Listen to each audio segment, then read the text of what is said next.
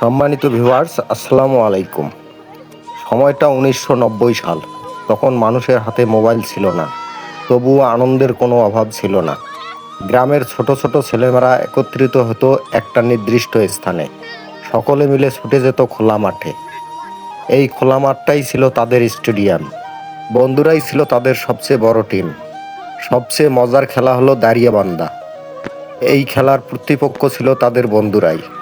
না ছিল দামি জার্সি, না ছিল কোনো ট্রফি, তবুও জেতার আনন্দ ছিল পৃথিবীর সবচেয়ে বড় পুরস্কার। ধুলো উড়িয়ে দৌড়ানো, বন্ধুদের সাথে ফান করে হাসতে হাসতে পড়ে যাওয়া, আবার উঠে দাঁড়িয়ে খেলায় ফিরে আসা, এগুলো ছিল শৈশবের আসল সুখ। আজ সেই ফাঁকা মাঠ পড়ে থাকলেও কোলাহল করার মতো শিশুরা নেই। শিশুদের শৈশব হারিয়ে গেছে। শিশুদের কোলাহলের জায়গা দখল করে নিয়েছে মোবাইলের নীরব স্ক্রিন। মাঝে মাঝে যখন কিছু গ্রামের কোনো মাঠে এমন দৃশ্য চোখে পড়ে, মনে হয় শৈশব এখনো পুরোপুরি হারিয়ে যায়নি।